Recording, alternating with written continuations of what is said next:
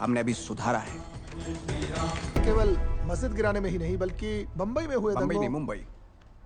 वही बॉम्बे में हुए मुंबई। दंगों, मुंबई में हुए दंगों में भी आपका हाथ था। हाथ नहीं पाँव था। क्या मतलब? जहां जहां लोग दंगों से पीड़ित थे, वहां खुद जाके उनका हाल देख के आया हूं मैं। बेशुमार कत्ल करने के बाद भी लोग खुलेआम सड़कों पे घूम रहे थे। ऐसे में उनको काबू में रखने की सख्त जरूरत थी। लेकिन ये काम तो पुलिस का है। वही तो मैं भी कहता हूं कि पुलिस का है, लेकिन पुलिस तो सरकारी नौकर है। जब तक ऊपर से ऑर्डर नहीं आएगा तो क्या करेगी? और ऊपर के लोग ठंडे एसी में बैठकर अपनी कुर्सियां गर्म करते हैं, क्योंकि उनकी राजनीति ऐसे ही दंगों से चलती है।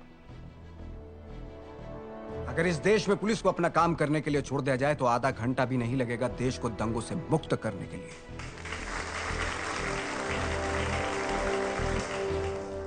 आप भी तो ऐसे ही दंगों की राजनीति करते हैं। नहीं नहीं नहीं, मुझे ऐसी राजनीति करने की जरूरत नहीं। लेकिन जब देश की बात आती है तो मैं राजनीति का खेल नहीं करता। आप तो खेल में भी राजनीति करते हैं। जब जब हमने इनको गले लगाने की पहल की, इन्होंने हमारा गला काटने की कोशिश की। कुछ नहीं हो सकता इनका। मुस्लिम लीग भी कुछ नहीं। इस देश के मुस्लिम अगर धर्म के आधार पर वोट करना चाहें तो हम अपने हिंदुत्व के मुद्दे पर कायम रहेंगे।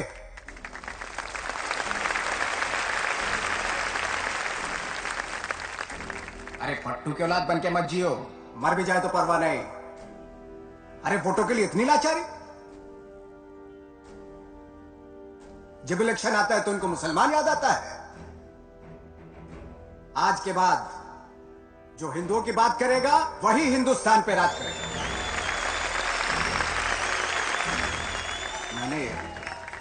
मैंने प्रमोद महाजन को बोला कि जब महाराष्ट्र में मराठी मानुस मराठी बन के वोट कर सकता है तो हिंदू लोग हिंदू बन के वोट क्यों नहीं कर सकते? लेकिन आज रमेश प्रभु को जिताकर आप सब लोगों ने देश को हिंदुओं की ताकत दिखा दी है। हिंदुत्व का प्रचार न्यायालय भी रोक नहीं सकता। न्यायालय का कोई भी फैसला हो, शिवसेना हिंदुत्व के मुद्दे पर ही चुनाव लड़ेगी। गर्व से कहो, गर्व से कहो, गर्व से कहो। हाँ, मैं ही हूं ठाकरे। मेरे आर्टिकल्स पढ़कर और कार्टून्स देख के तुम सब लोगों को लगता होगा कि कौन है ये सच बोलने वाला गलत आदमी? कोई गुंडा है क्या? अगर सच बोलना गुनाह है तो मैं गुंडा हूं। अरे झंडू बन के भीख मांगने से अच्छा है गुंडा बन के अपना हक छीनना।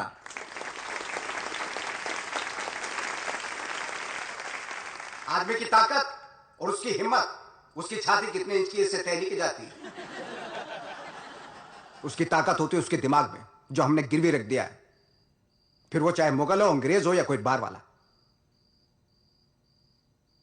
खड़े हो जाते हैं हाथ जोड़ के, बिना रीढ़ की हड्डी लिए, सलाम ठोकते हैं। सलाम अन्ना, सलाम पन्ना, सलाम अय्यर। बराबर बोला ना काका? अरे मेहमानों सम्मान है, हाथ जोड़ के स्वागत है। पर अगर कोई हमारी नौकरियां हड़पेगा, रोटियां छीनेगा, तो जुड़े हुए हाथ उठ भी सकते हैं। और अब हाथ जोड़ेंगे नहीं, तोड़ेंगे। ऐकलंस? तोडफोडीने काही होतं?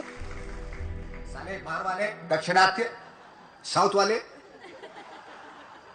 कैसे एक साथ रहते हैं, एक साथ पीते हैं, एक दूसरे को कैसे आगे बढ़ाते हैं, और हमारी जिंदगी चली गई एक दूसरे की टांग खींचने में। तुला थांबायचं तर थांब, मी चाललो. अच्छा सिकल खींचते हैं। इडली की प्लेट धुलवाने के लिए भी अपने गांव से लोग बुलाते हैं, और अपना आदमी जब कोई धंधा शुरू करता है तो अपने लोग क्या बोलते हैं? अरे मीट कमी आए कहां, तेल कमी आए कहां?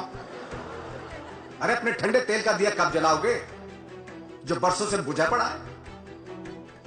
बहुत हुआ सम्मान समारोह, अब बजा पूंगी, हटा लूंगी। इसी तरह इनकी शुरुआत ऐसे ही भड़काऊ भाषणों से हुई थी। नौजवानों को भड़काना, उनसे दंगा करवाना, यही इनका तरीका थोड़ा आवाज रहा। कम हो सकता है? क्या? थोड़ा आवाज कम हो सकता है फैन का? Order order order. इस फैन को बंद करो।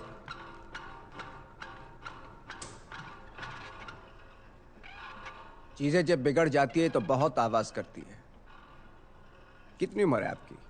ये क्या बेतुका सवाल नहीं, है? नहीं, फिर भी बताइए, उम्र क्या है आपकी? 35 साल। 35 साल। 35 साल की उम्र में आप एडवोकेट बने, सीबीआई की तरफ से मुकदमा लड़ रहे हैं। अच्छी बात है।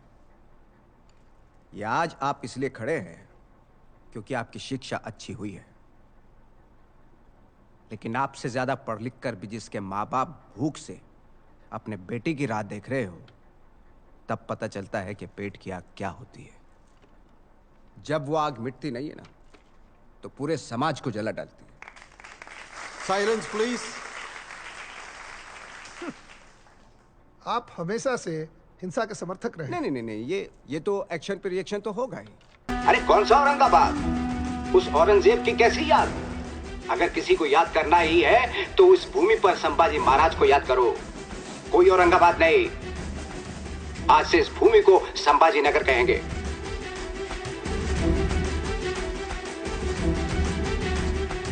शिवसेना प्रमुख को आदेश देने की क्या जरूरत?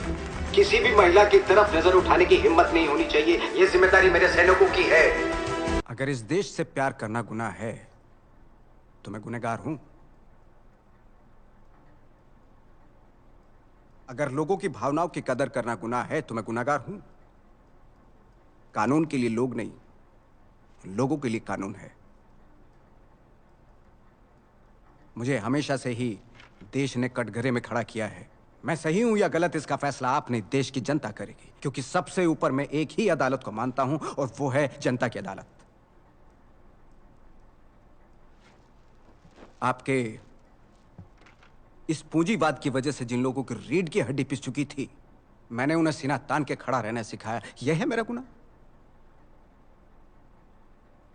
इस सिस्टम ने जिस समाज को सालों साल गूंगा बना के रखा, उस समाज की आवाज बनकर मैंने सिस्टम को ललकारा। यह है मेरा गुनाह? और अगर यह गुनाह है तो मैं एक बार नहीं 100 बार दोहराऊंगा।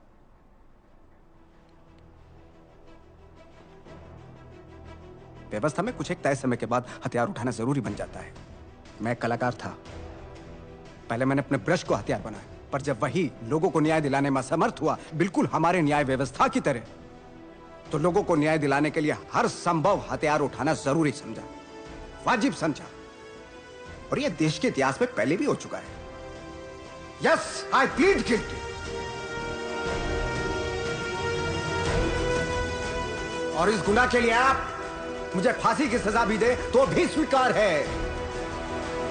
मेरा हर गुनाह मेरा विचार बनकर लाखों लोगों के खून में बहेगा और उस खून के हर कतरे में जिंदा रहेगा ये बाल केशव ठाकरे।